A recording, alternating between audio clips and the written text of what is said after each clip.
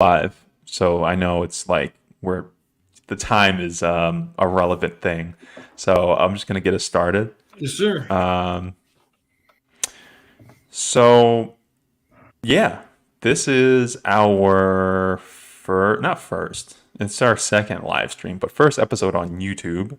This is Four Corners. We are back to start a new season. It's Ray. It's Peter. Ray One Action on Twitter. Buckets and 88 on, I guess, the app formerly known as Twitter.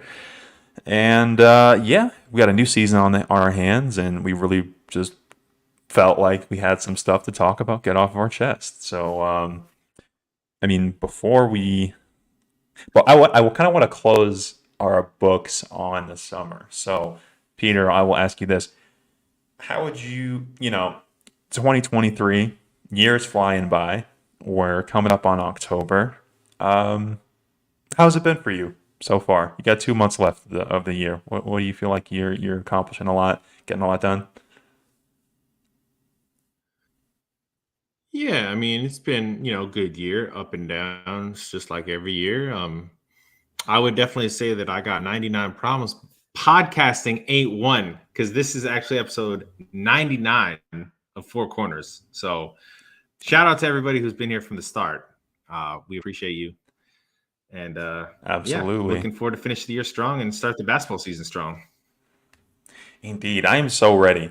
I am so ready for basketball. It's been so long. I When the season ended, I was ready for the season to end, if I'm being honest. Like when we were at the parade, I was ready to go sit down. like Yeah. but there is just something about not having basketball to watch for I don't know how long it's been, 3 months, 4 months, that just drives, I think, a Nuggets fan insane.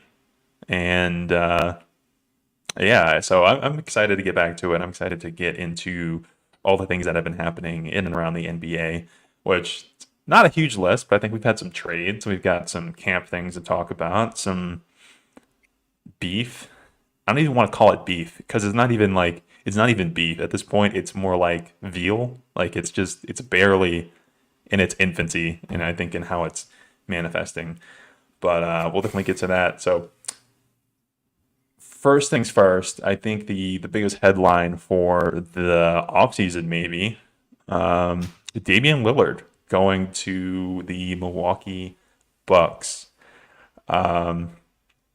We haven't talked about it too much, but I think we've had some time to give it, that space, that room to breathe, give it the air.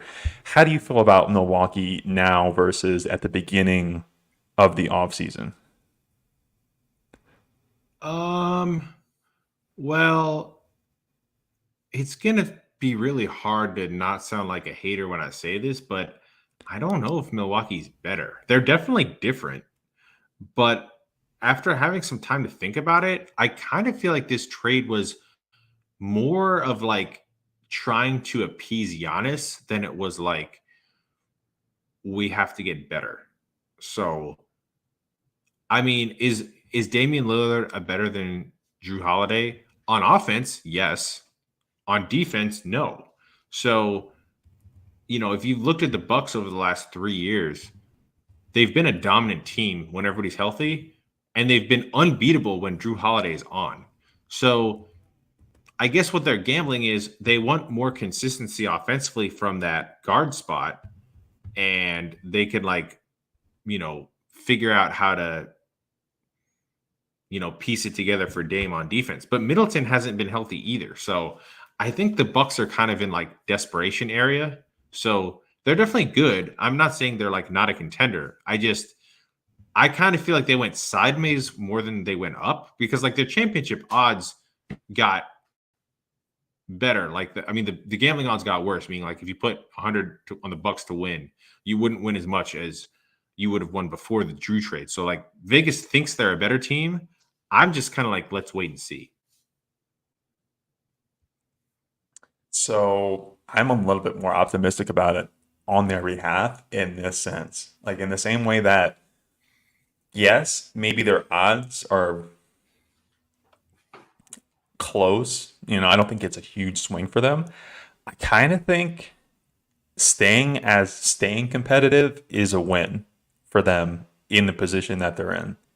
Like as old as that team was getting, I do I see where Giannis is kind of coming from. Him coming up on a contract extension and having to think about where he wants to finish his career, and just recognizing that windows don't stay open forever. I kind of commend it that they want to bring in a guy that's going to keep them involved in that championship conversation. Um, it's kind of interesting because I think this is the first time I've ever felt like Dame had an opportunity to win a championship.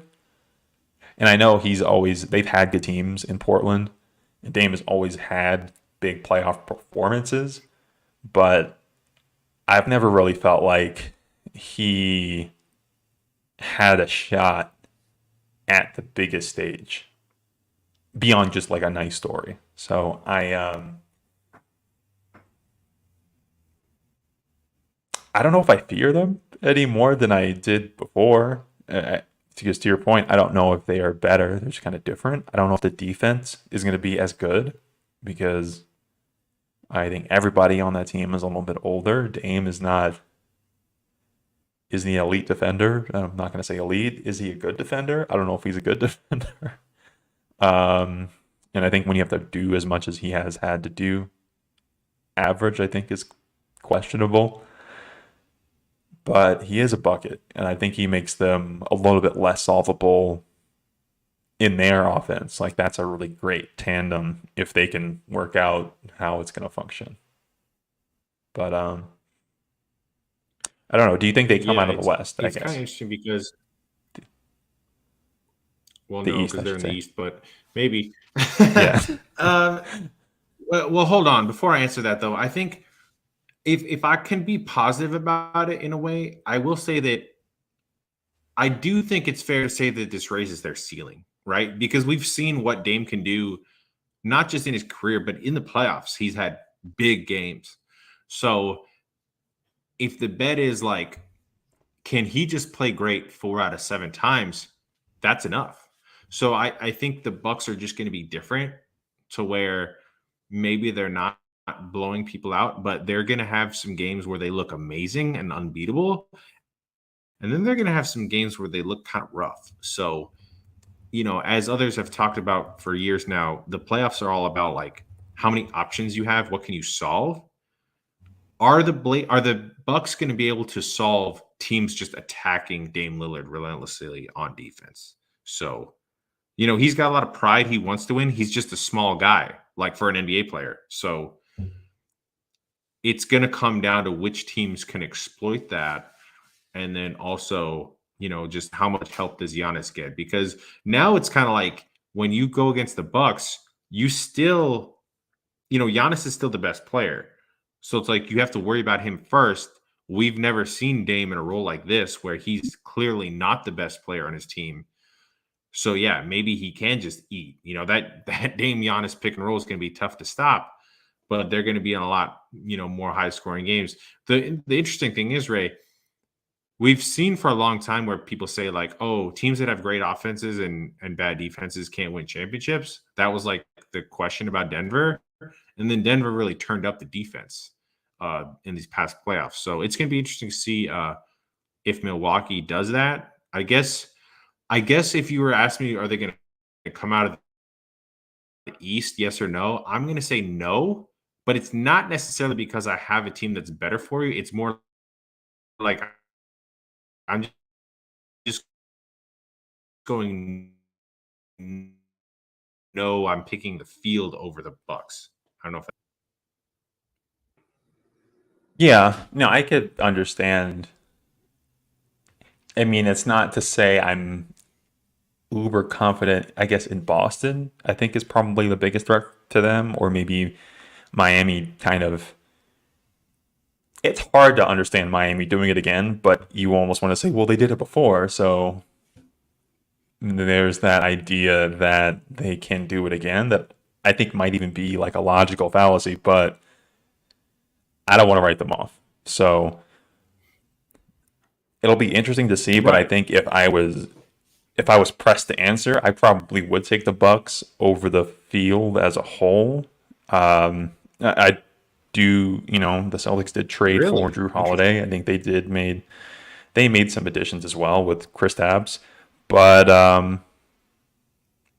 I I think ultimately with Boston, I don't know if I believe in Jason Tatum in that way. Like at the end of the day, who's going to get over that hump? I almost do. I probably have more confidence in a Jimmy Butler or I'm hesitating to say Joel Embiid because reasons, mostly leadership reasons. But I think the team as a whole knows what they're doing. Giannis knows what he's doing. All those guys are a really well developed, group of players. So I don't see a team that's on their talent level that also has the leadership that Milwaukee does. But and maybe I think I would just like it. Watching them lose in the first round last year was kind of a bummer. So maybe some of that is like bleeding over as well. So Yeah.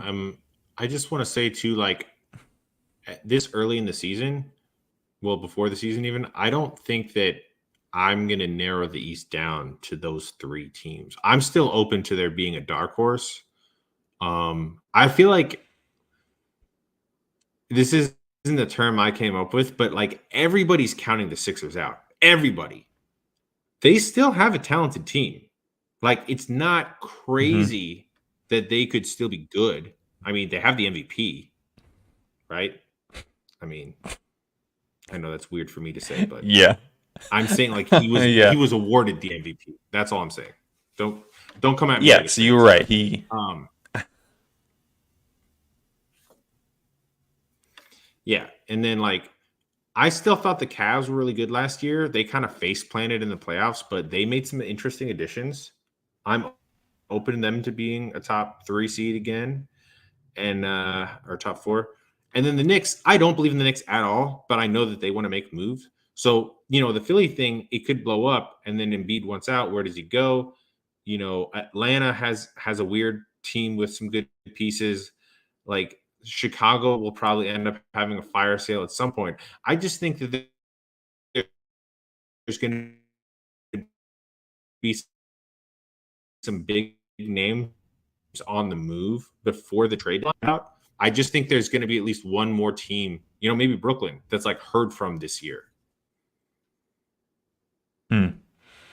Yeah, I think it's possible, especially when you start to talk about maybe shifts that can happen in the league as far as disgruntled superstars.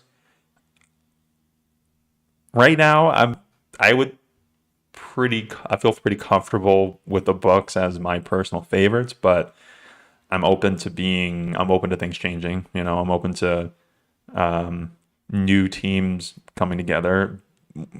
With Philly, my issue with Philly is not that they can't find more talent or that there won't be opportunities to trade for guys.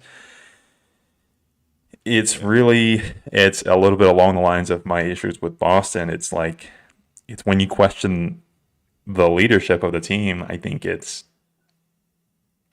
so pivotal to everything that's going to happen for them and how much resilience that team can Sure. have regardless of the talent that's around them. So, not to say that Joel Embiid isn't talented or that he can't play well in the playoffs or that he can't figure out his turnover issues in the post or what have you.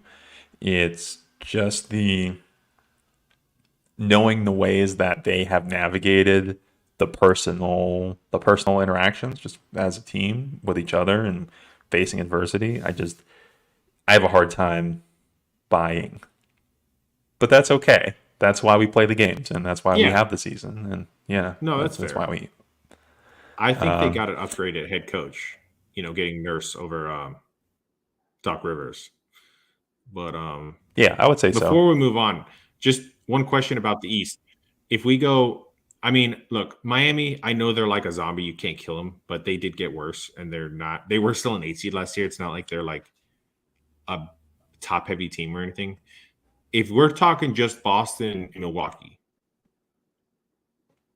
either team comes out of the East, like which team is a worse matchup for Denver? Do you think?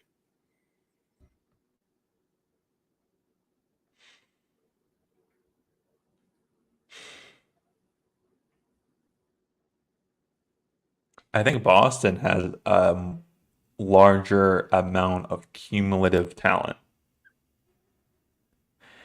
That said, I would agree. I don't feel like any individual player for Boston strikes fear in my heart in the way that a guy like Giannis or a guy like Damian Facts. Lillard can take over a game. So I'm Totally gonna have agree. to say Milwaukee just for that reason, I think, and the fact that they Mm. have done it before. Even though the Celtics have made deep playoff runs, I still think there's that factor of like you're talking about who the guys are. It's Jason Tatum. It's Jaylen Brown. How happy is Jaylen Brown? Do I believe in him? Like on a just like a vibes perspective, staying content all year. I don't know. Kristaps Porzingis. I think this is a big year for him because as the local Four Corners Wizards I mean, aficionado, he should be happy. He's I got a actually think supermax. yeah, and I think he had a actually a good year in DC. So I He think this did. is kind of a pivot point for him in terms of where is his career going to go and how is he going to be regarded? Because right now, I think he's seen as like one of those like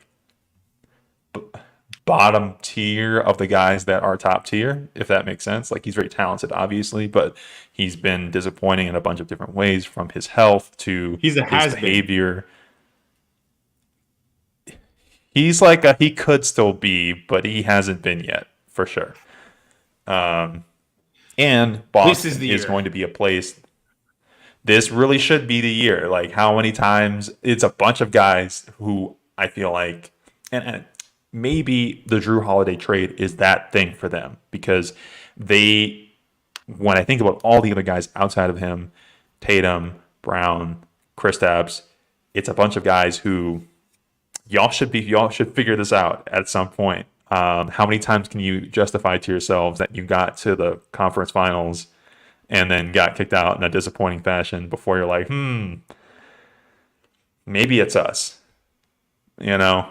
Um, so having that leadership element might be big for them. And maybe he imparts some, maybe he's their Paul Millsap, maybe he's that guy Did you just that, call Kristaps Porzingis a leader? no, well, no, I mean, Drew Holiday. Maybe Oh, Drew I'm sorry. Holiday Okay, is that guy my fault. who brings that championship experience and mentality and maturity to them, and that can kind of rub off on a Kristaps, can rub off on a Jaylen Brown, can rub off on a Jason Tatum, to the point that they can I really can see it. apply their talents in such a way that they can bring it together and actually manifest it at the highest levels and not fumble the bag in the way that they have. I think it's weird to call a series of deep playoff runs fumbling the bag, but it almost feels that way when you do it so many times. You want to get over that hump eventually. So I'm interested to see how things go for them. Um, Talking about the flip side of the trade, well, there's like multiple sides to all these trades. I want to talk about Portland a little bit. How do you? I have some thoughts about the trade as a whole, or really like the trades as a whole. But for you, how do you feel about the job Portland has done in handling and navigating the Damian Lillard scenario, just as far as him requesting a trade and how they handled that and all that, whether it was, taking the offer from Miami or the alternatives that they seem to have been able to find. I love it. They didn't get pushed around. They were like, "Hey, you went out. We respect that, but we got to do what's best for us." And if Dame had like 1 year left on his contract, they're left on his contract. So that was enough grounds for them to call the Bucks and be like, hey, here's a guy who's really good. Giannis would love to play with him, and he's under contract. We know Milwaukee doesn't really get free agents, so Drew only had 1 year left on his deal. I think that was a not very much talked about part of this trade, right? So if Drew Holiday was under contract longer, maybe they don't make the deal. But so it was like a double win from Milwaukee's perspective. You're trading for Dame, which makes Giannis happy, and you're trading for a really good player who's under contract. So yeah, there's this whole like, oh, it's a new NBA, guys can ask out whenever. Yeah, but Dame, once he warmed up to it, like he wants to play with Giannis. They're going to be good. I don't see him asking out after a year. Like things would have to go terribly wrong for that to happen. So this is like, as most people have said, a 2 to 3 year run now. But I'm sorry, you asked me about Portland's side. I like what they did. They got, they didn't like the Miami offer. They made that clear. People have been debating like left and right, like, oh, the Miami offer wasn't that bad, this or that. It's like, who cares what you think? Like, they're going to do what's best for them. We've seen this time and time again in the NBA where we like go and relitigate trades and stuff. Portland is doing what they think is best for them, and I can respect that. Do I think it's going to turn out better than what Miami could have offered? I think so. I don't know for a fact. Nobody does. But I respect that they didn't just give in, because teams have done it before, but that would just set another bad precedent. This kind of, I think, I'm not going to say swung the pendulum, but at least was a win for just, teams, small markets, and like team building and not giving players everything they want, and I think it's a little too far when people say like, oh, Dame was done dirty or Dame didn't get what he wants. Dame got a max contract. Like the guy's going to make millions of dollars, and he's going to go play on a really good team. Like he's going to go play on a much better team than he would have been playing on in Portland. So I don't feel like they did him dirty at all. And, you look at the other stuff they got back. They got some draft picks. They got Ayton, who, he's been an interesting figure in the NBA. He's definitely a little soft for compared to some bigs, but he still gets you numbers, and, he's a useful player. I think somebody said the other day, how many guys in the NBA can guard bigs and guard on the perimeter? It's like 4 guys. He's one of the 4 guys. He's still an extremely valuable player. He can't be your best player, but I think it's a good situation for him to go somewhere where there's no pressure, but he can just kind of go out and like maybe have a career year. Maybe he'll score 20 a game this year. I don't know. I'm not going to predict that, but I think even if you don't get along with everybody where you've been, if you've been on good teams, you still see what it takes. Like having Chris Paul as a teammate still was really valuable to him. Chris Paul helped that team grow up a lot. And so, yeah, I think sometimes the frustration was maybe he just wasn't learning as fast as they liked. And he wasn't always getting. He was still on Ayton, but it's always funny. Like when fan base gets mad at a guy, it's like, oh, he's trash, and it's like DeAndre Ayton's obviously not trash. He just might not be a max player. But I think we all think he's better than Yusuf Nurkic. So from the Blazers, you upgrade there. And he's younger and he's not as injury prone, so that helps. And then just they basically kind of get a reset in Portland now. They get to watch their young guards, and they got Ayton, and they probably won't make the playoffs this year, but if I'm a Portland fan, I'm happy because I got a resolution and I didn't get the Miami poo-poo platter. I wouldn't write off that they don't make the playoffs, if I'm being honest. Ooh. Like I think about the roster that they've like assembled at this point. I'm thinking about Scoot Henderson getting to hit the ground running in the NBA with a team that has actual talent around him. They still have Jeremy Grant, who, he's say which one of them being overpaid, but he's still a good player. I think DeAndre Ayton is a guy who I don't think he can play any worse or less engaged than he did in Phoenix. And if he's a little bit more mature, if he's a little bit more, at least he's got a fresh start. And I think that can sometimes be an opportunity for guys to take a different approach with how they move through the world and how they do their work. So they've got some decent role players. Robert Williams, I think, is another like buy low guy who, if he can stay healthy, can be really good for them. I think Malcolm Brogdon is a good piece for them. So I think that's like a solid unit, if I'm being honest, that if a lot of teams I think are going to not really consider them highly, but they're going to go into a lot of arenas and I think surprise people with the level of. I think they'll be fun. I guess they'll be that. I think they can be at least scrappy in a way that teams don't necessarily expect. I'll be surprised if Brogdon stays. He seems like a guy that's going to get moved to like a more of a contender. Well, yeah, I think that's, and maybe that's like kind of the other. I don't want to say the flip side, but I think the other positive side of the coin is that like they also have a bunch of more assets that they can flip if they choose to. And, I think people talk Yeah. about just making the comparison of whose offer was better and that Miami was willing to offer more picks and this, that, and the third. I think the fact that they were able to get Drew Holiday out of the deal, flip him again for more assets and getting those role players back who I think can be either relevant to their future or at least valuable to some other Yep. team, down the road this season. Somebody has an injury, somebody needs a guy. These are players who will have been playing and hopefully in some amount of good form. I don't see any way they would have gotten a player of DeAndre Ayton's caliber, of his talent level, without, I guess, another whole season of tanking. And I think I couldn't see this going better for them, honestly. For to have Dame ask out in this way, with them being as honestly, I think they should have been rebuilding a long time ago. The fact that they get this like Right. jump start on the process, I think is really positive. It reminds me a lot of the Carmelo Anthony situation in Denver, where we sent him to the Yeah. Knicks and got a lot of the assets that are making up this team now, Hmm.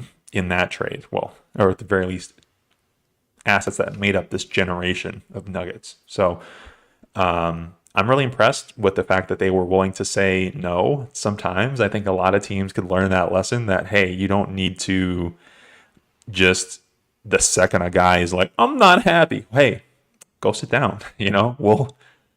We'll trade you when we're ready. And I don't think maybe it wasn't everything that Dame wanted, but I do think they gave him a proper amount of respect. And I think everybody won.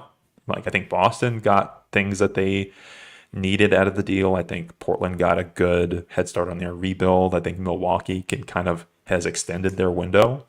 And Phoenix has, I guess we had to talk about Phoenix. Um, is Phoenix better in your mind? Like, are you more or less worried about Phoenix after the trade? I'm less worried about Phoenix because I thought they were going to get more for Aiden. I mean, I don't know if they were desperate or if this was just the best thing available, but like Nurkic can play well. I know I've been crapping on him a lot lately. Like he is capable of being a serviceable player. I just think the biggest problem with Nurkic is that he just doesn't have the like mental fortitude to give you a good full year. He floats in and out. He'll have a good week or maybe even a good month, but it's rare that he's locked in from, you know, October until June, which is what you need to win a championship. So I'm sure he said a bunch of great things on media day. I'm sure he's locked in right now. Let's see how he's playing in April and how his season goes. I agree in a lot of those ways, and I would also like to put a pin in that idea of like a guy can say all the right things at media day, but we'll see what he's doing in April. Um, You know who I have used some to say all the positivity right about. things? Boogie Okay, yeah. Cousins. Is he in the That's NBA? a lot of guys. A lot of guys have said the right. A lot of veteran players, guys who have been in the league 5, 6, 7 years. Even I think fans who've been watching the game long enough, start to get a feel for like the rhythms and the habits and the way to be, what professionalism looks like and what things people say. So I think there's like a formula there for like how to make a good impression and sort of is it always genuine? I think sometimes it is, sometimes it's not. Like sometimes I think there are guys who do go into a place who there's no Ray, harm you in know being a what? good teammate. It's always like a red flag with a player. Hmm.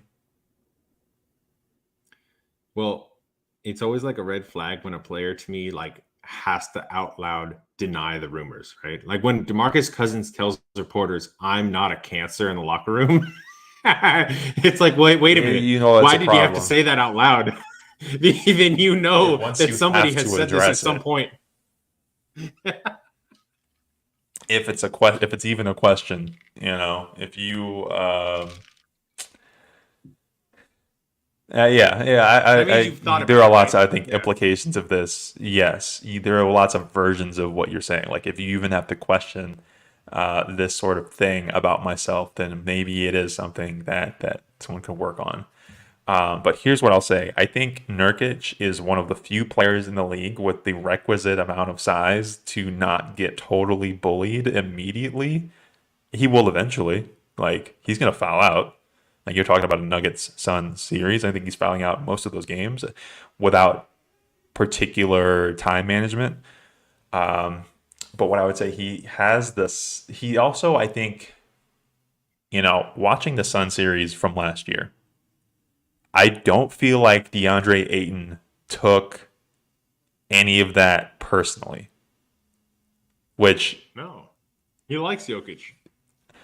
he likes Jokic, right? And He and probably and slept he great. wasn't super committed to the Suns. And they're yeah, I feel like Nurkic, regardless of how talented he is or is not, or how in shape he is or is not, or how focused he is or is not throughout 82 games, he's gonna take that particular matchup very seriously. Like I think he's gonna be up for that in particular. And for a team in the Suns that is trying to win a championship against the Denver Nuggets, not against the Denver Nuggets, it's not the championship, it's the conference championship in that case. But for a team that sees the Nuggets as the main obstacle, I think that says a lot. And to zoom out, you also get a bench. You know, I my initial take earlier in the offseason was like I thought Bol was going to have a great year for them because up until like a couple weeks ago, he was their like seventh best player. Like they did not have a lot of cumulative, and I'm not saying That's that fair. as that's not like a that's not a bowl thing. That's the fact that like they did not have a lot of cumulative talent on that roster, and it maybe they had their starters probably would have been Holy good, smokes. I just but realized they have Bol and Yusuf Nurkic in the same locker room. they do. That'll be this is the combustibility factor is high, and it's in Phoenix, so combustibility is often going to translate into combustion. But I don't want to talk about how the city of Phoenix is an affront to humanity, but what I actually want to talk about is the fact that they have at least the very least 8 guys who know how to play basketball. Hopefully by the end of the season, that an injury or two here, and they're not going to like totally collapse, and that they have Yeah. hope. And they already have. You've already got the stars. You've got Kevin Durant, and you've got Devin Booker, and you've got wow. Why am I drawing a blank on his name? You've got Bradley Beal, and so I feel like you Bradley already Beal. have the guys who are supposed to be leaders. So you really just got to find the glue there. Is it the best glue in the world? I don't think it is. Is the defense still questionable? I still think it is. But I think they'll be I think this is a better bet for them than sticking it out with DeAndre Ayton, who was not committed, I don't think. Not entirely because it was his fault. I think they've gone back and forth on their commitment to him the whole time also. So, Well, timeout. I think, okay, that's fair, but I think it's two different things. You have to evaluate a mhm. trade on the merits of like talent first. Suns fans can make the excuses like, oh, he wasn't bought in, he wants out. That's fine. You still have to get something for him. So if you're telling me that a locked in Nurkic is better than a not locked in Ayton, okay, sure. But is a locked in Nurkic at his peak level going to be enough? That's the question, right? Because here's how I think this is going to go. You say he's going to play harder against Jokic. I agree with that. He'll probably have good first quarter here and there. As soon as he makes a crucial mistake at the wrong moment, his teammates aren't going to trust him. And when his teammates don't trust him, they're going to stop giving him the ball. And when they stop giving him the ball, he's going to stop playing as hard as he can, like he always does. He's not 23. He's 29. We've seen him loaf up and down the court time and time again. So I'm sure he's saying all I'm the right stuff 29. in media day, like you said. It's Yeah, not. It's but not as easy as when you're 22. I get it. maybe But no, I Nurkic feel is what you're going saying. to have a career year, and this is going to blow up in my face. But I just feel like he is the type of guy that needs to be pampered. He needs to be nurtured. He needs to get his post ups. He needs to get the ball. Somebody posted the other day, he was like one of the worst centers in the league on post ups, but Chauncey just kept posting up. He knew that he's got to have him in the fight. You got to pretend like you care about him and want him to get the ball. So I just think it's a hilarious gamble by the Phoenix Suns to be like, you know what? We don't want to give Ayton the ball. Let's bring in a center who's worse and see if he works out for us. I feel that. I think I would almost flip it around and say that it is a bigger deal that they have a fleshed out roster than that they have Yusuf Nurkic. Like, and that it's Yusuf Nurkic is honestly, I don't know if they could have done better. And maybe to some extent, like it is disappointing that you traded DeAndre Ayton. You And all don't you got know? is Yusuf. Yeah. Well, it is I would have disappointing been more that afraid you. if they got Rashawn Holmes.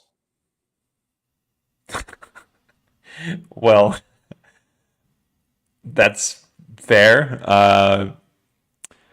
I think the most important thing is that they have Dallas a got. fleshed out roster. Uh, the fact that it's Nurkic is just like I don't know if Nurkic's going to it's make it to the fine. trade deadline. Well, and if that's the case, then that's the case. But I can't. I think given the scenario that they were in, the fact that they could even get in on the deals that they have, I think it was help. It was pretty. I can't. This is the thing. I don't. I can't fault the Suns for the moves that they've made so far in this way. Just in a broader sense, the fact that they've made all these trades and they brought in KD and they got Bradley Beal. Yes, are you skipping steps? Absolutely, but like the alternative for them, I think if they had continued the like just trying to do whatever the building that they were trying to do is, it would have been hard, I think, to retain Devin Booker. If y'all are saying you're gonna be spend your 26, 27, 28, 29, 30, 31 seasons just rebuilding, which is basically what they were doing. And at a certain point for Devin Booker, I think in particular, this is like his window. I don't know if he's gonna get better than this. I think at a certain point you gotta try to win. And if you can get Kevin Durant, shouldn't you? And if you can get Bradley Beal for 6 second-round picks, I mean, I'm not saying I'm a huge Bradley Beal stan or anything, or that I think he's appropriately paid. I don't. But it's 6 second-round picks. Like, I can't totally say that I wouldn't have done similar things in their position given their options. Unless I was going to like just break it up and Well, rebuild and just continue the cycle. But I don't blame them.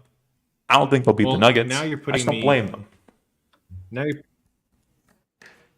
Now you're putting me in You're an fine though. uncomfortable position, Ray, of trying to give praise to the Phoenix Suns, which is something that I just don't like to do. But I will say that they're trying. I'll give them that. They're trying. You know, the Bradley Beal move was a good move. Like you said, the cost was low, so that was good. They're going to be good this year. I'm not going to deny it and say like, oh, I think the Suns are going to miss the playoffs. But like, yeah, they didn't address their biggest weakness, which was defense. Um, they got Eric Gordon, who a lot of people are high on. I'm like, Eric Gordon's a chucker and he's old and he's injured. So okay, Yeah. I, I just want. I'm 29 and it's hard to play defense. It was a lot right? easier when I was younger.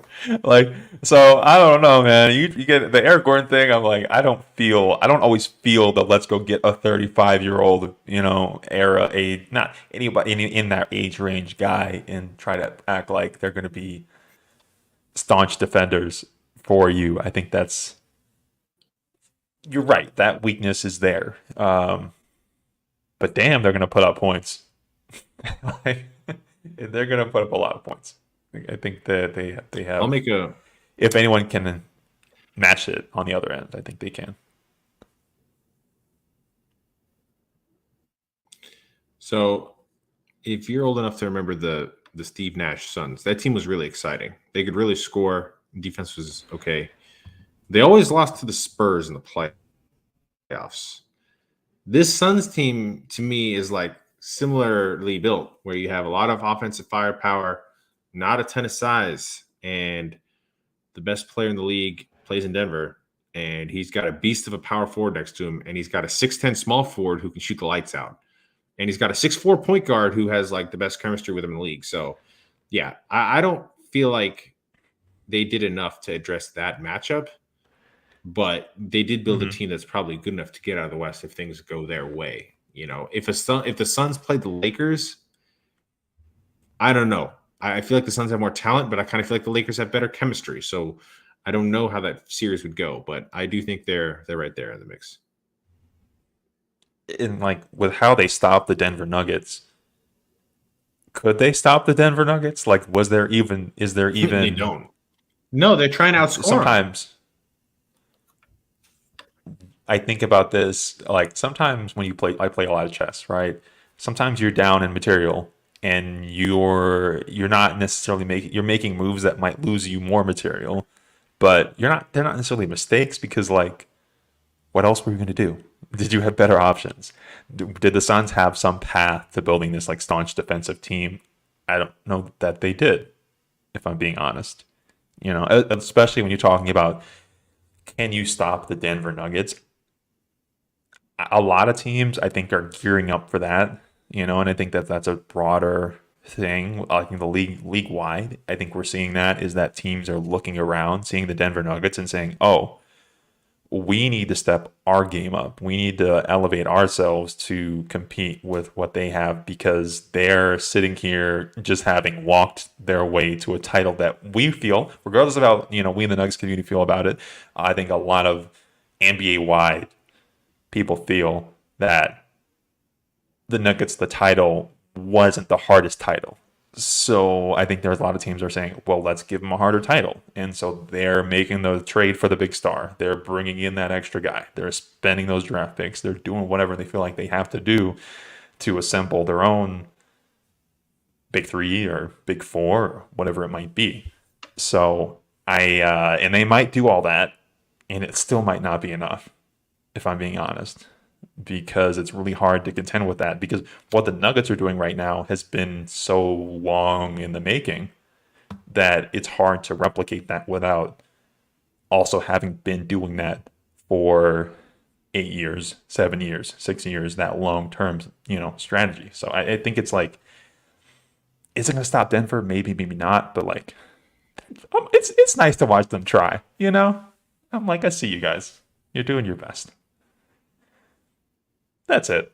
Well, I want That's to all I push feel back about on that first Phoenix. part just a little bit because I think that Hmm.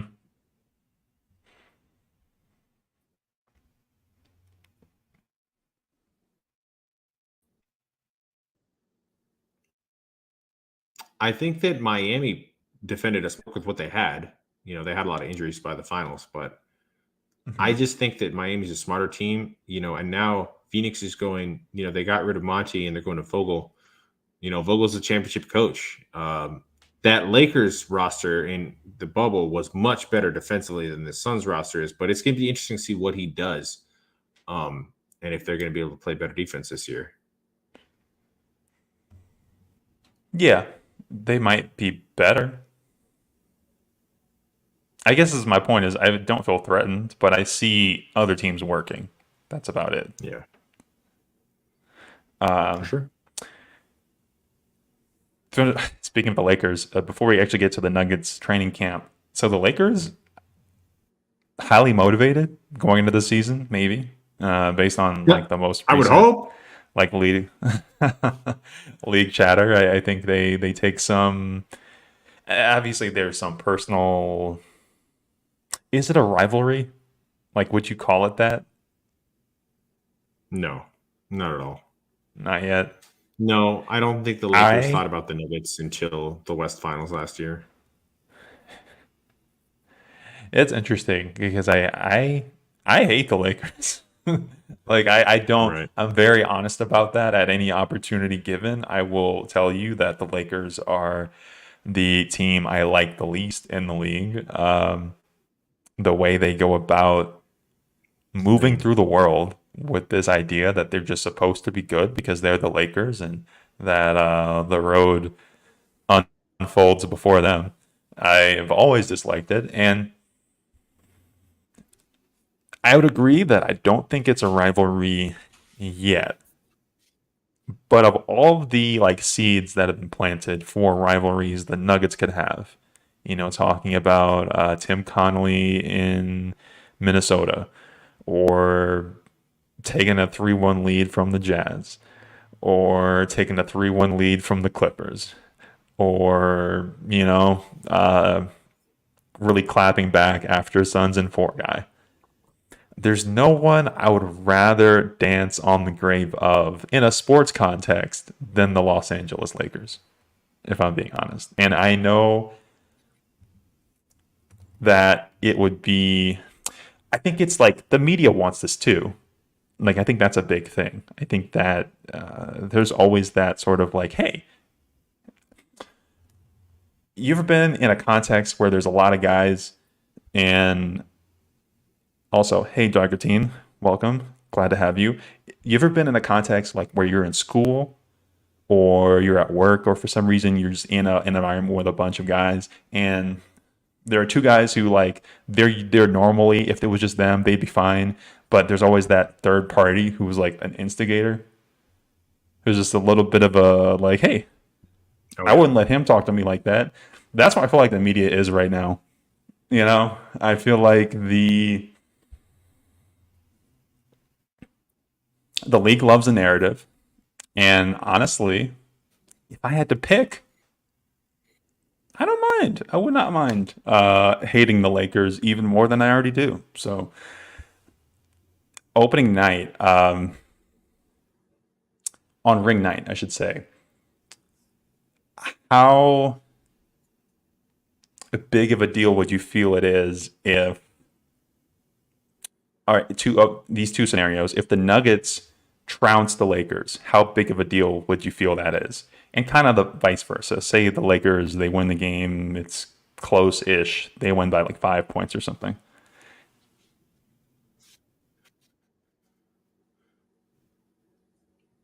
I mean, ring nights are always weird. There's been a lot of defending champions that get blown out at home on ring night. So I'll enjoy the pregame, There but have. you know, I don't know. I honestly don't know what's gonna happen. I'm gonna feel you know how it is. You always like think you know how you're gonna feel, but then when the game actually starts, you start feeling differently. I don't know. The juices will start flowing again. I'll like want to beat the Lakers real bad. Yeah, But right. I Oh, always say I this want way, to like the too. regular season, it's fun. I enjoy it, but I don't put a lot of stock in like the first game or the first month. It's like it's all a process, just get out of the game with no injuries, no hard feelings, hopefully, and You're no fun. you know, it's a long season. I want to blow out the Lakers on ring night. That would be great. That's all. That's all. I Can we mean, just yeah, I'd like to, sure. can we just rub a little dirt in the eye, just a little bit? I I don't think think that LeBron's would. going to want to go out like that to start the season. You know, he doesn't want to build that kind of narrative. He might not have a choice. I don't We'll know. see. I think right. Okay, and I maybe Jokic isn't like that, right? He's Right. not He that kind won't of care. guy. He He's take. going to approach it like a regular I think season game. he plays every game the same. But that said, he's still the goat. Like he's still going to be the best player on the floor, and I think the guy who will take it very seriously, Jamal Murray. I think he's a guy who is like he is the type to be like, hey, I'm gonna let you. Hey guys, I just want you to know. Just think about this when you go back to Los Angeles to your little beaches and your fancy parties and whatever. We're here.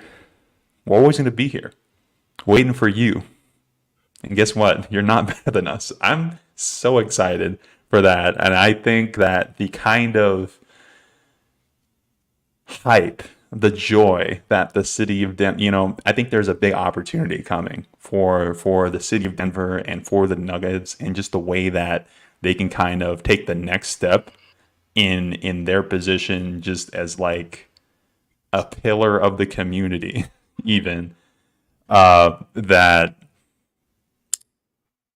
the and maybe we can talk about this a little in a bit as well.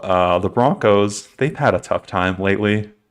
Um, there have been, and I think it kind of presents for the city a chance for Denver to say, hey, we're here too, and we're not just, that wasn't a fluke. This is going to be an ongoing thing that you can come here, you can come to Denver, you can come to the can and reliably say that, hey, we're going to be one of the better teams in the league, that we play the right way, that we don't skip any steps, that we have earned this, and that you can take pride in us in a way that I think you can take pride in few teams in sports, I think in general. And I'm just like super excited for it. I guess that's all I have to say. And I think the best lever for that is just shitting all over the Lakers. That's it for me. Oh yeah. Oh yeah. I mean, Um, if there's people that weren't on the train by now and that are watching, you know, they're maybe they're tuning in for the first time. It would definitely be better, you know, for potential new Nuggets fans if they win that game. But yeah, I mean, just as far as the city goes, like it's cool, you know, I have a team that's never won and then they win their first one.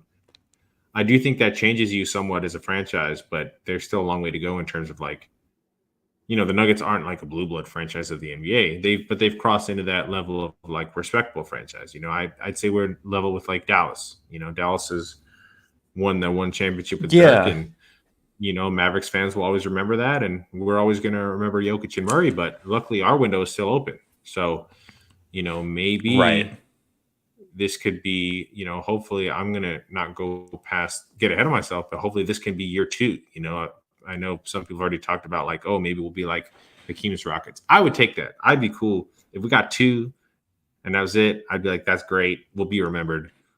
I know we want more, but you know, let's do one at a time now. I think they have the opportunity to be like dynastic, and maybe they win this year, maybe they win, I don't know what year they win another one, but yeah, I think they can continue to grow as a franchise. I think they have a lot of runway for that. And if they Yeah. continue to do that, I think they'll be more than like a Mil than a Dallas, or just one of those like one-off teams that like, oh yeah, they were good for a couple of years and then they fell back to the kind Right. of expectations that I think Denver and maybe a lot of Nuggets fans have had for the team for a lot of the past. Um, because I do think, I mean, I think Jokic is a top 10 player. Like when I think about him and like where and his career isn't over yet, but I when I think about him and where his career can go and where I see it going, I think he'll be in like the pantheon at the very least of this generation of players. Like I think They'll be like Jordan, Magic, Bird. Okay, that was an era. I think they'll look at this era, and I think Jokic is like kind of the top of what that is going to be. The Mount Rushmore of the 2010s, I guess. I think he's right up there at the top of that. So Yeah, I think it's it's gonna be fun. fascinating, right? Because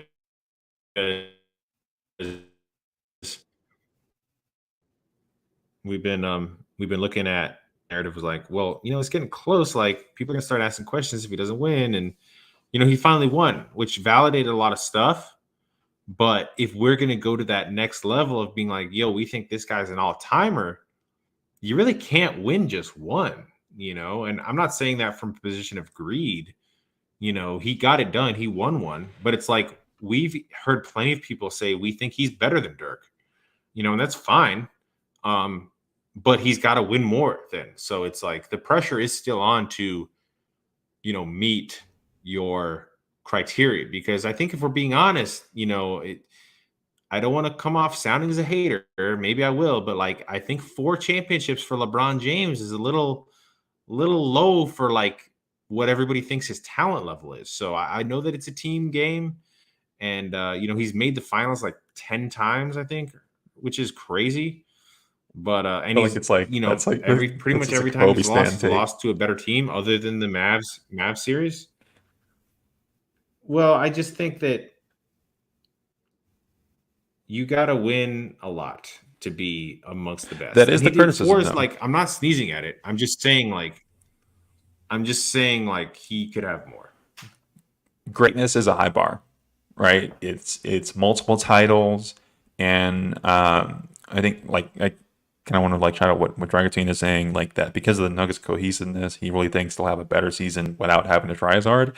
I think part of not just for Jokic, but I think for the Nuggets and kind of being considered one of the greats, like one of the great teams of all time, I think they also need. It's not that the regular season is more important than the playoffs. That's not what I'm saying.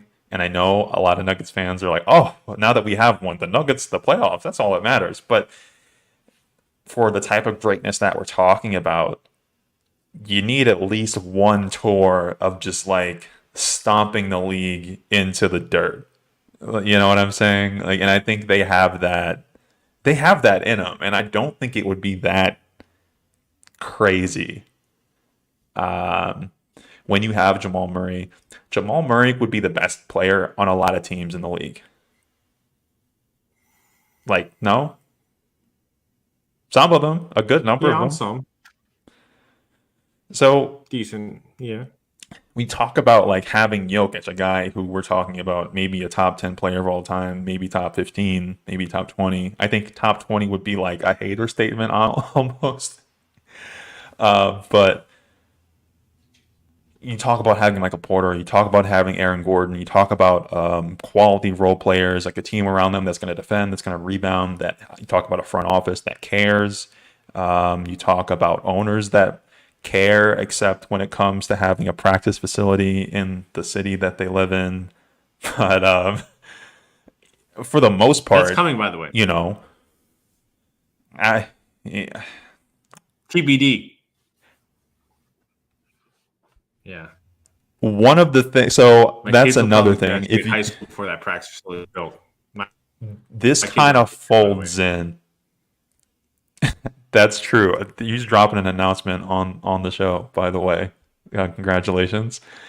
Um, but I think it folds in to the whole thing is like if you want to be on that level, you want to be one of the great teams, you want Jokic to be one of the great players. Hey, like you want to reach that level, having a practice facility. It's very counter to that idea and that narrative and that sort of concept when you have your head coach going to San Diego and marveling about how many courts you have in your practice facility. Oh, they got 6 courts, and I'm like, well, dude, come on, dude. There are schools in my the county where I went to high school that have 6 basketball courts. Like, Oh yeah. it's embarrassing. Like, come on, guys. Uh, Take it as seriously as you want the Nuggets to take it. You know, take it as seriously as you want the fans to take it. Respect yourselves first, and because if you don't respect yourself, who's going to respect you? That's all I'm going to say on that. But Exactly. yeah, I'm excited. I'm like super hyped for the season. I think I think we were kind of saying this earlier, but All Stars. I think this could be like my personal goal that and I don't, not to say that I'm on the level of Kobe that I could go around giving people goals and whatnot, but I would love to see the Nuggets send 3 All Stars to All Star Weekend.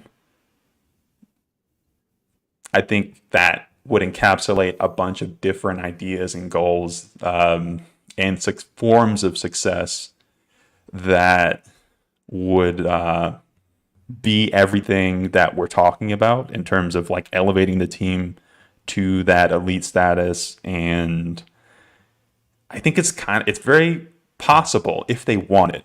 If Jamal wants it, if Mike wants it, which I think they do, and if all those guys are willing to match the kind of energy that the league is going to be giving them in terms of, oh, we're not going to believe we're going to respect you. We kind of doubt you. We kind of question the validity of your championship. We don't really feel like y'all guys are like all that. I think you can really respond to all those things in that way. So the Nuggets are in camp right now.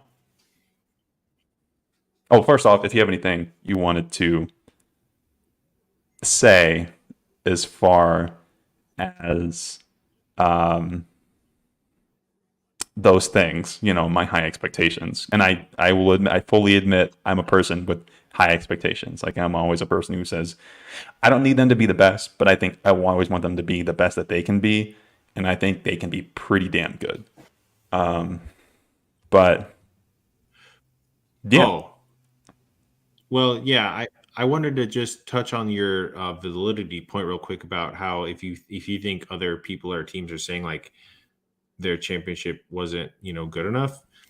I think what's interesting about the Nuggets story, and people that have been following the Nuggets for a long time know this, they did take kind of a strange path, right? Because the bubble was like the unexpected feel good, you went further than you should year. Okay, start. I mean, you're in the mix, but Grant left, so you were kind of lacking. You make the Gordon trade, you take off, and then Murray gets hurt. So even though they were able to scrap a claw and win that one playoff series against Portland, they weren't really a contender for 2 years, and so they were being completely underestimated going into last year, and so they won. But the Nuggets were just an afterthought for so long that I don't think the national attention was ever like, oh, this team's close. Like they went through battles because I brought them up earlier, but that Mavericks team, Ray, they did have a lot of playoff heartbreak. Like that was a long run that Dirk had before he broke through. And Jokic, he's had some playoff disappointments, but that 2 year gap where they're just kind of out of the national consciousness and then they come in and win, I think it just happened very fast for a lot of people that aren't Nuggets fans, even though we had to suffer through those years of, that year of purgatory, really. yeah, no, I feel that. I mean, for us, for Nuggets fans, it's been a long, like, grinding road from the Brian Shaw years to drafting Emmanuel Mudiay to drafting Murray and kind of becoming competent, really, even. Right. And then, going through like that game 82 and going through and, uh, just successive victories where we've seen it and we've Right. been watching. I've been watching, right? Right, But because yes, if you're just an outsider and you're just looking at it on paper, a team loses in the first round one year, that team usually doesn't win the championship the next year. But you have to add the context of Murray and MPJ were hurt, so it's a big come up, in a short period of time for an outsider. well, I think I understand it. It's just we just gotta let them know. I think that's just what it is. And I also think there is going to be like Right, we do. we are here, and other teams are going to test Denver. Like I don't think I think there's an inclination to assume that the Nuggets are just going to take it easy because they have this championship experience. But I also think that they are going to come to find that every other team in the league is the Kings are going to show up and they're going to give them their best. The Blazers are going to show up and they're not that talented. Maybe they're not, but like we were talking about earlier, they have enough to be somewhat. Every competent team is going to say, "Okay, okay, Jamal. Let's see how good you really are in this moment." Trae Young, I think, is going to come to Denver and say, "Wow, I really feel a little like overshined in this moment. People are starting to call me overrated. I need to prove myself." I think every team is going to come to Denver with that energy. And I think Denver has the personalities and the character strength to say that I think they're going to match that in a lot of ways. This is why I don't think there's going to be as much like malaise as one might expect. So yeah, but to answer your question, Dragotine, I think it's Michael Porter who makes the All Star game. Partly because I just think he maybe gets a little bit more opportunity with the bench unit, puts up a little bit more like numbers. I think people see, and I'm contextualizing this. I think Aaron Gordon could be worthy of making the playoffs, and maybe it's a situation where it could be like, damn, they've got four guys who are worthy of a All Star. Sorry, I should say All Star berth, right? But I think Michael Porter does the things, he puts up the highlights that are they're gonna be on ESPN, and I think Jamal Murray taking that leap as a point guard is something that's gonna affect Mike, I think more than anybody personally, and just in terms of how they can connect as a tandem. But so have you been so Peter, have you been keeping up with the training camp, the things coming out of training camp in general? Yeah, as much as I can. I guess I heard Peyton Watson said he put on a lot of muscle, which is good to hear. I 220, know that's like 220 muscle plus. watches. I'm saying, I mean, dog. Yeah, you're yeah. like, I wow. mean, I think P Watt's. I think P Watt's gonna be good. can I be I'm honest? excited for his. I'm happy. Uh huh. I'm happy that he's getting in the gym, but I'm also like Hmm. worried that that's going to give Malone even more ammo to play him at the four. Like he'll be okay at Oh the four yeah, against some guys, yeah. but do I we feel want him that. playing the four? Doesn't that kind of take away some of his strengths? Like if you have a guy who's 6'8" and springy, you want him to be on the wing so that he can like, getting guys faces for their shot and stuff like that. You don't want him banging down low. So it's going to be interesting to see like where he gets most of his minutes. Um, so I'm just excited. He's worked hard. I think he's going to help us this year. Um, I would just caution Nuggets fans on like, one of our favorite terms is we don't skip steps. I think that there's some people that think Peyton Watson's going to be good this year, and I just want to say that I hope he's good, but I just want him to Define be good. competent, right? So you go from like Christian Brown was competent last year. This year, I hope he's good. He still had a lot of growing pains last year. Peyton Watson didn't play last year. So now he's going to get to play. What I just hope he's competent. when And you say growing pains, what comes to your mind in terms of like Christian Brown? oh well, he couldn't finish it all last year. I mean, unless he was wide open, and I think a lot of that is adjusting to playing against better players. Like it's normal for rookies to struggle. You're playing against better competition. And I think it's a lot of his like, all right, he's 6'6", pretty good athlete. In college, he's going up against somebody who's 6'4", and then his first step he blows by him and now he dunks it. In the NBA, that guy guarding him is 6'7", and he's sticking with him step for step. So he makes the same move. And if that guy's there, he's like, oh, wait a minute. I got to have a plan B, or I got to kick it out, or I got to try and finish anyway. So he got better as the year went on. I think the interesting thing about Christian Braun to me is I've seen a lot of people that think he's gonna like replace Bruce Brown, and I just think he's very different, and that's fine. I just want Christian to do what he did last year better. Just please like stick to your role, and what he did in the finals was incredible. So if he can just be that player, I'm fine with that. I don't need him to add like a ton of ball handling and playmaking. I mean, I just don't. I just hope that he doesn't like try to do more than he needs to do, because all he needs to do is do what he did last year at a slightly more efficient clip, in my opinion. I don't know. I kind of think the way it's going, he might be asked to do more because of what is around him. In this case, like say it is the incumbents basically are going to take start in their spots. So that Reggie Jackson is the point guard, that Christian Braun is the two, that Justin Holiday is the three, and that Peyton Watson is the four. And yeah, it's Zeke at the five. I mean, who is the ball handling creator in that unit? I mean, you've got a lot of responsibility on Reggie to be the table setter for pretty much everybody in that unit, and I think it leaves kind of there's a lot of opportunity in that space, right? And I think so for Christian Braun, I mean, I agree with you. I don't think he's going to do too much. Like, I don't think he's going to be Christian Braun running pick and rolls with Zeke and flinging passes everywhere and all these sorts of things. But I think about like some of the film I watched. Also, what's up, CT?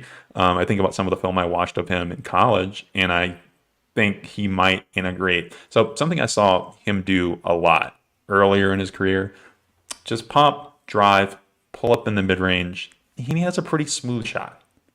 Nothing crazy, nothing super complicated. But I think that's kind of the kind of thing that I would expect from him this year, that he'll look around and say, okay, maybe I don't always have to tunnel vision into a dunk, that maybe I can pull up for a mid-range shot where I'm comfortable. Maybe I can make an extra pass to a guy who's open. That's kind of where I see him. I think that's going to be meaningful growth for him, and there's going to be a lot of opportunity for that to happen. But that's about what it is. I don't think it's too complicated, but I think it's kind of a magnitude of difference from where he was last year. Because, like you said, I think, yeah, he was a kind of guy who I think he was just trying to keep within himself a lot more than he really needed to, because the team was what it was. He's surrounded by a lot of guys who are mature and in their place and comfortable. So for Peyton Watson, I think he could be pretty similar in the sense that Dragutin mentioned that per DNVR, Jokic is in his ear a lot, and I think that makes a lot of sense to me. Not that they're similar players, but that Peyton Watson is probably the best target for Jokic on a lot of the things that Jokic does. Like, he's a guy who you could put out next to him. You could put those two guys together, I should say, and he's jumping out of the gym and he's running the floor. He's super athletic, and just using him as a play finisher, as a screener, as a guy who's going to screen for other people. I don't know. I think that's going to make his job really easy, and he doesn't have to be. I think he can be good, just good in like a certain context, like play defense, rebound, run the floor, make an extra pass occasionally, and Jokic is going to find you. And, guys are going to present you the opportunities that you need to do to shine in the ways that you need to. I guess that's kind of my optimism take about Peyton Watson. I think he's going to be good, just in the role that makes sense for him, which is like a wing play finisher type of guy. Maybe, kind of. 2 through 4, I feel pretty good. With the bench unit, I feel very confident 2 through 4 that they're going to be fine. Whoever's playing, if Hunter Tyson's playing, I feel pretty good about that. If Justin Holiday's playing, I feel okay with that. I don't think he's going to ruin anything that they're trying to do. We talked a lot about this before, but I think Zeke and Reggie Jackson are kind of the two guys with the most interest and intrigue about this going into camp, going into the preseason, just because there's a lot of, I think, variance of outcomes with those two. Yeah, I do you think before we get to that, because I think we've talked about that a lot. CT said Strawther will have a Brown like impact in his opinion. Um, do you think? How do you feel about Julian Strawther? I mean, he was their top pick this offseason. I know I don't talk or think about him that much, but do you? I feel like he's kind of gone under the radar as far as just how much we think about the Nuggets going into the season. Julian Strother's not ready, man. He's going to play in garbage time. Uh, he's a high IQ player, but what I saw from him defensively in summer league was rough. So knowing anything about Malone, you don't get to play for him by not playing defense. You remember RJ Hampton was the last rookie that played a lot. And that was because, he was a better athlete than Strother. He could really, get in there defensively. Strother's a completely different type of player. He's like a two guard that's, really going to get in there and shoot. So if the Nuggets are can't hit water if they fell out of a boat not shooting well, then maybe he'll get a chance. But I don't see the minutes for him barring injury. So I had a lot of the same. With specifically his foot speed, I was a little concerned about him playing the two, but we also, knowing Michael Malone, he has been known to play. He's played Christian Brown at the three a lot, and I think Julian Strawther. I think he's a guy who might also fit into that sort of because he is a little bit in between positions. I didn't love every defensive possession from him from like a perimeter containment perspective, but I did occasionally see little bits of like secondary rim protection, which is weird enough that from him that there's a shot.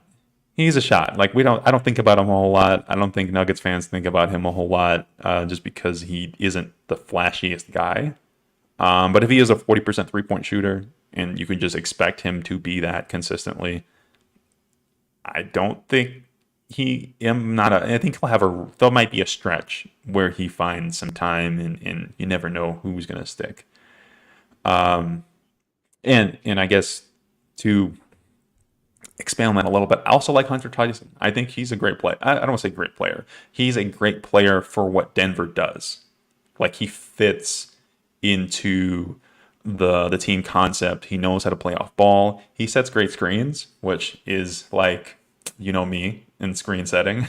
Like it's one of the most underrated skill sets in the NBA.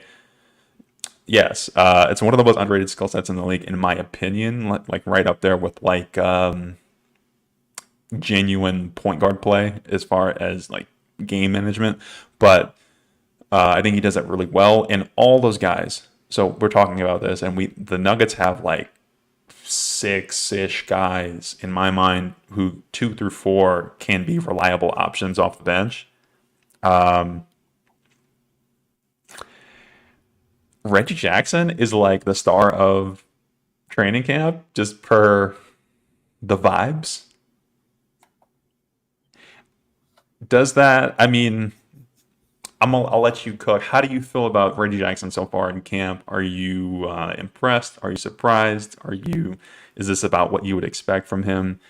And does it change what your expectations are for him going into the season as far as actual basketball?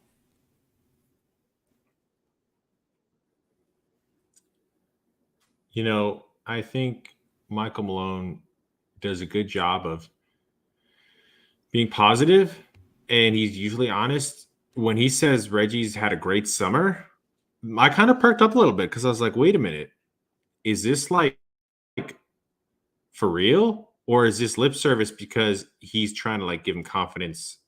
I have no idea. I thought Reggie was up and down for us. He had a few good regular season games here and there. Obviously, he wasn't trusting the playoffs, but he also got there late. So if I am one of those people that just, not Reggie, not specific to Reggie Jackson. If you have an offseason and then a full training camp with the team, theoretically you should fit better, right? Like you're gonna get to know the guys better. I mean, Ray, we've talked about this for years, right? Like that it takes even guys with good IQ a while to like acclimate to Jokic. And then famously Torrey Craig never acclimated. But I think he kind of did. He just can't dribble. A high IQ player. But he would always leave the corner right when Jokic would pass to him, remember? And then Jokic would look at him like, what the hell, dude? So I don't know. But anyway, Reggie is a guy that we don't really consider a high IQ player. But at the same time, he's like one of the few guys on the roster that can create his own shot. So you kind of need him for that second unit. You kind of just got to let him cook. And, we'll see what happens. He broke up a bit for me. I'm optimistic. I know you think that he's going to get his minutes taken. Sorry. My bad. I lost you for like 10 seconds. Oh, I was saying I just hope that if Pickett has to play, it's because Pickett is like really good and not because Reggie is just trash and like can't play and it's washed. I see. Yeah. I think Reggie can have like he can play well. I think when you talk about hearing him having a good offseason, a good summer, he's been in the lab, he's working on himself, he feels good about himself. I think he is probably going to play well. I don't know. I'm interested to see, because he's spoken so much about loving Denver, wanting to be here, to what extent is he going to really fit into the culture? I think that is, and I don't want to say off the court, I think he does fit into the culture, but on the court, I don't know if I really need him creating his own shot. If there's a reality I could see where he's playing well and he is shooting well, but the bench isn't playing well. And I almost feel like I think the barometer for his success in Denver is more about, is the bench playing well than is he playing well? If that makes sense. Where if Reggie is really here for it and he actually does step up and embrace being more of I will set other guys up first, and if I can come back to my shot when we need it, cool, totally fine, not a problem. You're good, homie. But if it becomes a thing where, okay, y'all just sit in the corner and play defense while I cook, I'm gonna get real tired of that real fast, and I think the bench is gonna look kind of rough in a way that I don't think people are gonna. I think it'll look a lot more like what we've seen in the past, which will be kind of a bummer. So I feel you. I would love to see Jalen Pickett play because he's earning the minutes, like outright, and not because of some kind of de facto. Okay, well Reggie was terrible, so we're going to give you the chance. But I also think he just might fit better. A guy who's just more used to that kind of thing. I think he might just produce better outcomes. Where they don't have a lot of alternatives at center, I think it's a little bit different because we have Zeke, and I think Zeke is also in a big position for him. It's kind of a contract year for him. And he's really their main it's Zeke or DeAndre Jordan or Jay Huff.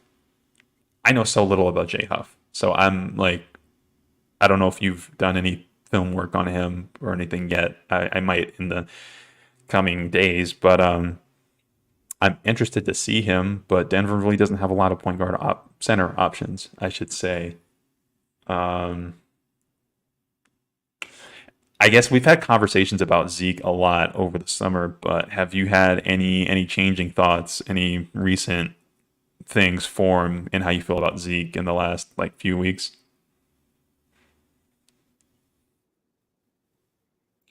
Um, Not really. I'm just rooting for him. I feel like Zeke is about the right things. We haven't heard a single bad thing about the guy since he's been drafted by the Nuggets organization. Like, he's by all accounts great guy. You know, everybody from Malone to Booth to his teammates say the same thing. Unfortunately, he's had injuries. The only things we've had to say bad about him is like doesn't set great screens and doesn't always fight for rebounds the best. I'm still a believer though. I still think that I've seen enough flashes for him that he could be a competent NBA player. Is it going to come together for him this year? I really hope so, man. I wouldn't bet on it, but now's the time. It's pretty much now or never. Like, it's contract year for him. For in Denver, And yeah, I think so. with the Vlatko injury, it really gives him the runway. Yeah, it's gonna be interesting to see like what Malone's leash is like with him, right? Because it seems like he's gonna have the opportunity, right? I think there were previous years where we all thought he was gonna start out as part of the rotation, and then he didn't, right? So, I mean, last year Jordan started as the backup center, and we were all like, Right. "What's going on?" And then Jordan was terrible, and then he just kept being the backup center for like 20 more games. We're like, "What?"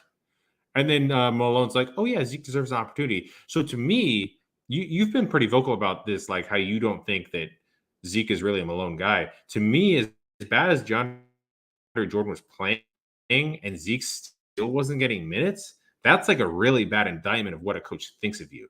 So I think we've also talked before about how certain players need to be coached differently. Like, some guys want to be coached hard, and some guys kind of need you to fluff them up.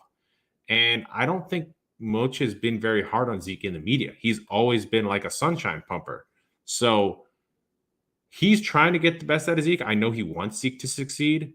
I don't know what his level of belief and confidence is in it, you know. But I think Zeke's doing all the right things, saying all the right things. And I do think the organization still believes in him. So it's kind of his last chance, but I do think that it's all set up for him better than it ever has been to be successful if he can make it happen. The stars are aligning. What do you? Okay, okay. Close your eyes. You are imagining Zeke pulling it all together, as you said. What does that look like? Oh man, Larry Nance. No, he's not going to play like Larry Nance. I mean, he's just like a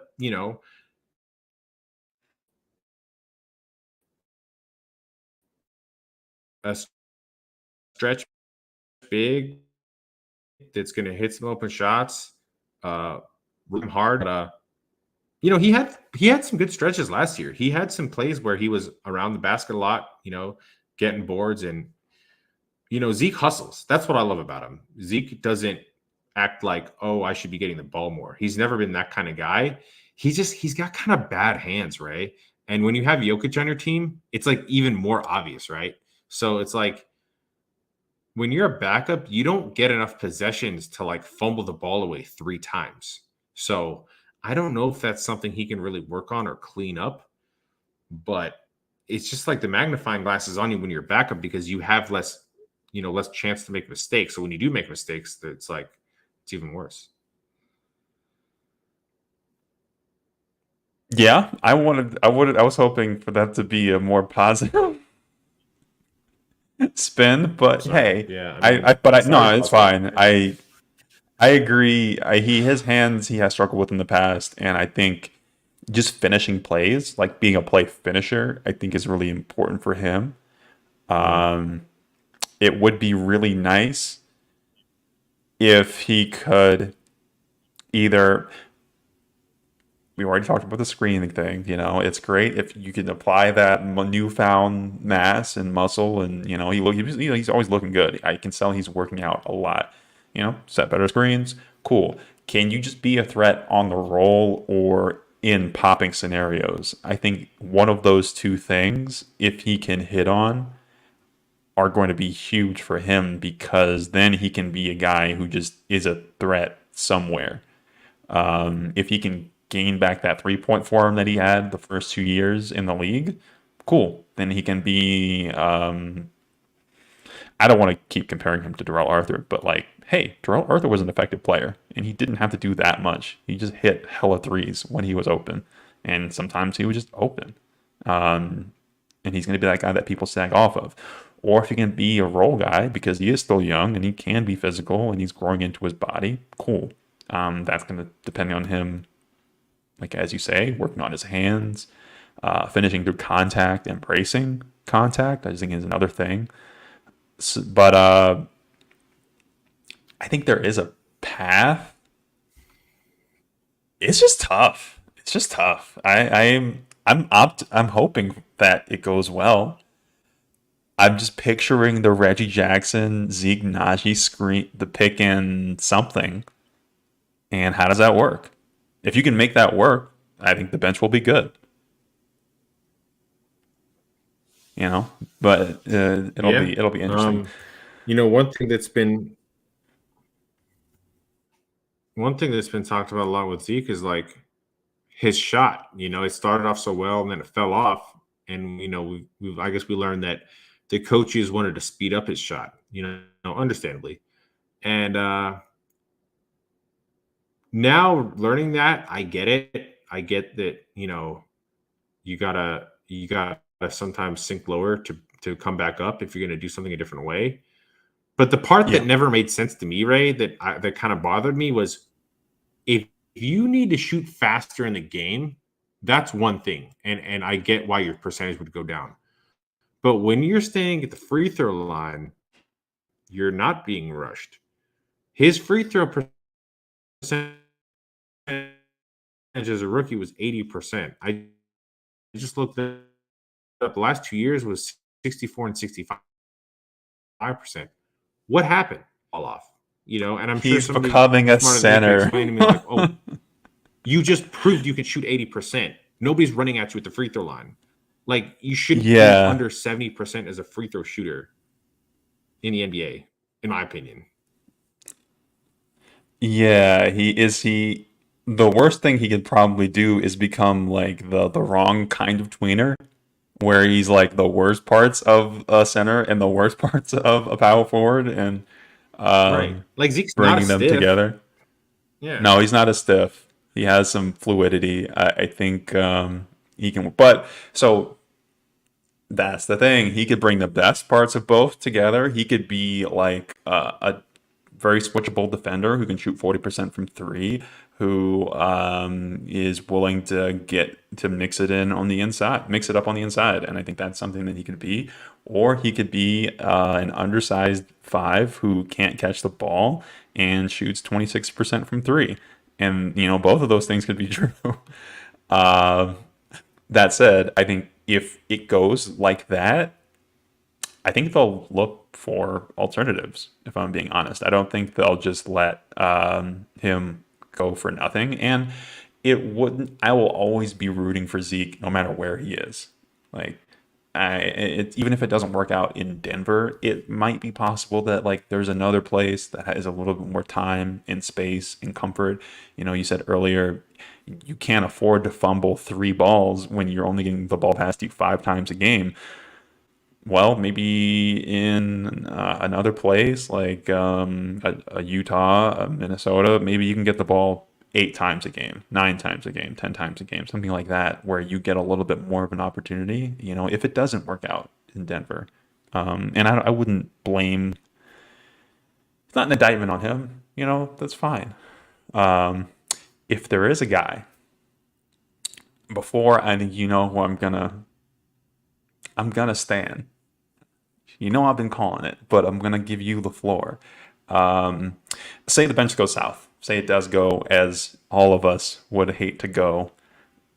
What do you think the alternatives are for you, whether they're internal or external? Or do you have a favorite, I should say? Yeah. So what's interesting is yes, I'm still rooting for it to work out, but I do think they'll probably make a move at some point. Um, what's interesting to think about, Ray, is like the way the NBA works, right? It's like, oh, well, you have to have something to trade to get something.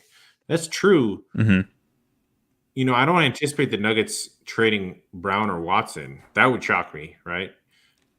I Um, agree. but then you're like, well, if Zeke doesn't play well, how do they trade him for something better? Well, here's what could happen. Zeke, I'm not rooting for this, but as sad as this is to say, he's an expiring contract, right? So it's possible that you are able to, package Zeke with like one of the seconds or something for a slightly better player who's got like more years left on his deal, for like a Mason Plumlee type player or something. I know you don't want Plumlee back, but just as an example, like if somebody's on a longer I'm gonna be than just honest. this year deal, I'll confess. maybe that's the kind of player that comes back. I would accept Mason Plumlee over what the bench was doing last year.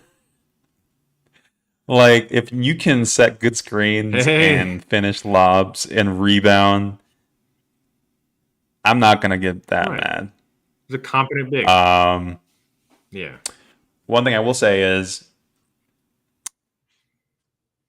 hey, look, I guess this is my shot. This is the shot I'm calling the 8 ball from the corner pocket. Reggie Jackson and Zeke Naji make up about $10 million. I'm just saying that's like a decent amount of money. Um, I don't want a Mason Plumlee. Because not since I love Mason Plumlee in the sense that I don't love guys who refuse to shoot, regardless of your position. It doesn't matter what position you play. There's something about refusing to shoot in my mind that is actually selfish because it kind of you're hiding your own Because your deficiencies by percentage. pushing them off. You're pushing your deficiencies from yourself onto other people, and that bugs me. So the guy I would actually Yeah. love, can I get Kelly Olynyk? Calvin Booth, please. Or if there's somebody I would love for Zeke to watch, like Zeke to watch as a model of how you could play if you don't want to be that guy and these sorts of like traditional big man things are not for you. Look, just if you can pass, if you can set good screens, if you can handle the ball a little bit, if you can shoot from the outside, I think those are the things that like would let the offense flow just fine. You can still play a good amount of length collectively. I think that's very possible. And I think he's going to be in a position, he's going to be on the team where they might not be good. They might not be trying to win this year. And I think he could be a guy who's very gettable. And then you could package, a second round pick or two, and you give him Zeke and you give him Reggie, and we still got multiple point guards behind them. And you get a guy back in Kelly Olynyk who is a veteran. We love veterans. Michael Malone loves veterans. We always talk about having vets, and the team is too young. And you get a guy who's going to be able to give you an offense that people when we brought in Mason Plumlee, one of the things that annoyed me a lot was that people framed it in a way that we could play just like we do with Jokic, but you can't because Mason Plumlee's not a threat to shoot. Kelly Olynyk, I think you actually can run a lot of the same sets. You can run a lot of the same plays. You can have that flexibility. You can have that continuity. So that's my guy. That's my guy this season. Did you know he's a rapper? Kelly Olynyk raps. He doesn't look Oh like it. God. Does not look like he would, but apparently he's about the culture, and I think he would fit. I think he'd be a good fit. That's all I'm saying. Um, He knows I Jamal. They're think both Canadian, so they've definitely spent that's time, true. in court together. Team Canada. Let's go. I don't know where in Canada he's from, but um, the last thing I want to talk about before we get out of here. So I want to talk about the hat. We haven't really recorded since a lot of these developments have been happening. It's been a minute, and the Coach Prime experience is flowing as it is. And I just wanted to kind of give you the floor at the very least to start with, as far as your thoughts on the Buff season and the developments this year, and like how high or low are you, and do you feel like the trajectory is up or down? Oh, 100% it's up. I mean, I'm so excited. Like, first three games could not have gone better. I mean, the third game against CSU, a lot of people thought we were going to blow them out. It ended up being a close game. But, I mean, where the program is now from where it was a year ago is just drastically different. Um, CU is actually has the highest scoring team they've ever had right now. So, I mean, Coach Prime's son, Shador Sanders, is an incredible quarterback. People are already talking about him like he's going to be a first round draft pick one day. And I I honestly, even as a biased CU fan, I can't remember the last time I saw a team change this drastically in just approach and vibe. I mean, nobody cared about Colorado football last year. Now they've got, I just saw a stat today, five of the most eight watched games this year for college football were involving Colorado. That's insane to Yep. me. So, I mean, the prime effect is a real thing. It's not like we've made this up. Like, people, I was telling this to a friend the other day. It's like I wouldn't compare him as a personality, but he's kind of like the Floyd Mayweather of college football, because whether you love him or hate him, like, you're paying attention. Like, you feel some way about him. So, as a Buffs fan, we Mm. love it. I mean, we think it's great, everything he's It is doing. nice And to I be think what relevant. gets overshadowed is, like, he's a really good coach. He's won everywhere he's been. So, like, people shouldn't be that surprised that he's got a lot of connections and he's brought in a lot of good coaches and he can evaluate talent. Like, he's a Hall of Fame football player. I think it's kind of lazy when we always just say the whole, like, oh, well, great players usually aren't good coaches. Yeah, usually not, but there's exceptions. Larry Bird was a really good coach. I know he only coached for like 3 years, but he took that Pacers team to the finals. So it is possible. And, Nikola there's still a Jokic, lot I to be think he's going to be a determined. great It's coach, early. You know, oh my God.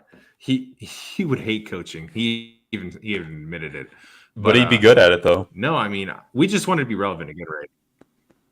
Maybe. I Maybe. think I well, mean, anything that's yeah, been but we just accomplished. wanted to be relevant, and we're so happy. We're so happy just to be like in the mix. I'm not expecting like Hmm.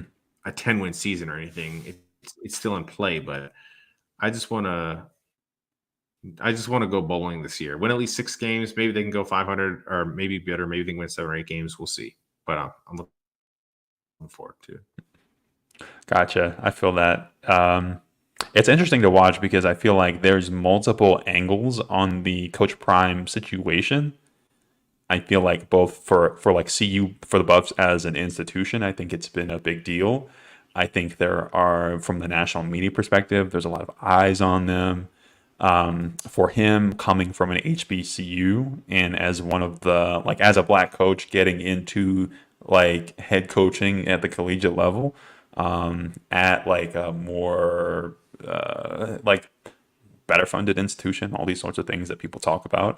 And in that way, there's also a lot of pressure, I guess. Some of it is like things, his own expectations for himself, and I respect that. Some of it, I think, is things that we just talk about. But it's been an interesting thing to watch. I think he's got a bright future ahead of him, and to be fair, I think despite the losses to Oregon and CSU, I think it's not unreasonable. Those are good teams. Like those are some of the better teams in the nation. I think it's with 1 year of the recruiting that he's had to assemble the pieces that they've got around him. I think you give him the time and the space to continue to kind of develop that sort of pipeline, because everything I understand about especially collegiate football is that it very much is a pipeline, is that you get that sort of recruitment talent, bringing more guys, and you're going to bring in more. They've got some skill positions guys, they're going to bring in more offensive linemen, they're going to bring in more defenders, they're going to have more depth, and I think a lot of people want to be around him.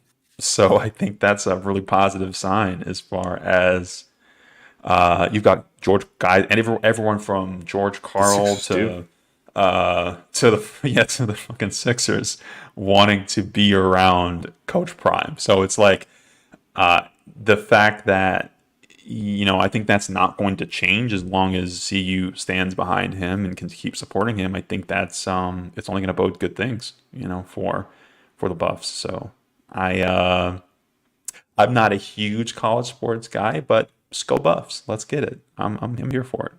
I don't know if they'll ever play the Terrapins. I'm not sure if that's ever going to be a thing, but I'm enjoying. I like seeing people happy. Like that's probably a big thing, and a lot of my friends and compatriots are like having a good time, and I'm like, yeah, I'm happy that y'all are having a good time. Who's not having a good time? The Broncos. I feel like my Broncos friends are just like struggling right now. And I'll cop to it. My Ravens, they did lose to the Colts. That wasn't a great time, although there was some suspect refereeing in there. But I am curious when I think about the Broncos. Where are you in terms of where you want this season to go? Like, do you want them to tank? Do you want them to like go for however many wins that you think they're going to get? Is Russ a long-term piece, or is Denver advertising him for sale in the future, or what's the deal in your perspective?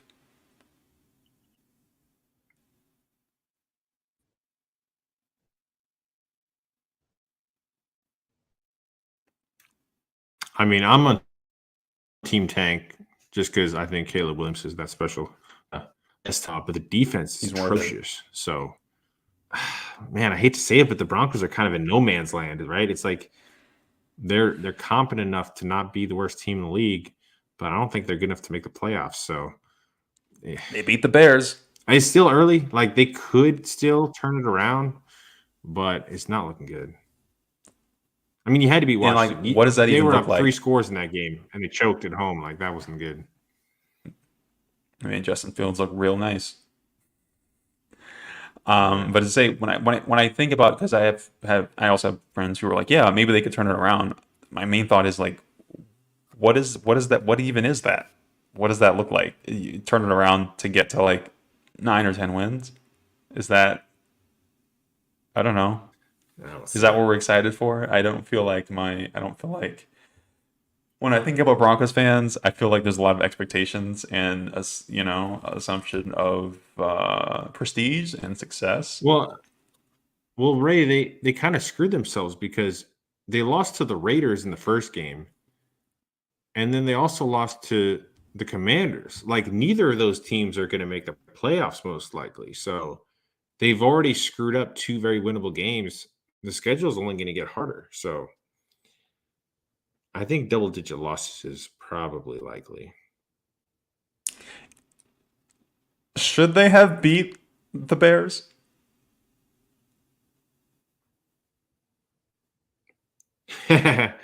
um, yeah. I mean, they were more talented. They were favored going in. They just didn't play well Yeah, at all but in the should first they half. have? But Was it a good decision?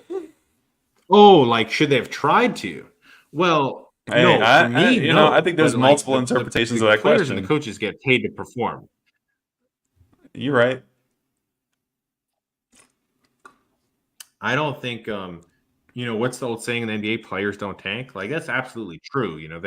They're not actually trying to lose the game. They would get like ridiculed for that and, maybe even fined. I don't know, but it's just something fans, look at long term and it's like if a team isn't going anywhere, then I'm fine with tanking, but it is what it is. Yes. Well, I'm going to keep an open mind to talking about the Broncos and thinking about the Broncos because I'm hoping that my Broncos fan friends keep an open mind and about thinking about the Nuggets and talking about the Nuggets. So, um, yeah, that's basically it. If you anything else you wanted to touch on before we get out of here? Nope, just looking forward to more training camp stories and Jimmy Butler haircuts. Yes, yes, the perm was lit. I loved it. I loved it. I love emo Jimmy. Um, okay, cool. Well, this has been Four Corners. Again, I'm Ray. This is Peter. You can find me at Rave on Hackshaw. You can find him at Bucket Since 88. You can find the pod at Four Corner Pod. So this is our first YouTube live recorded show. We just wanted to see if it works. So it seemed, we've had a great time. I really appreciate CT for stopping by, Dragatine for stopping by, Voyo for stopping by in the comment sections. If you see us, I will usually tweet out the show as we're going live, and I'll try to tweet out when we're planning on doing the next one. So hopefully we can, you guys can hop in with us, chop it up. Maybe if you want to join in for a segment, we might be able to do that as well. So we appreciate you listening, especially if you've made it this far. And yeah, we will see you next time. As always, go Nuggets, go Buffs. If y'all want to, for me, if you want to support my Ravens, you could do that just for me because you love me just a little bit. But yeah, no, we appreciate you listening and we will catch you later. Okay.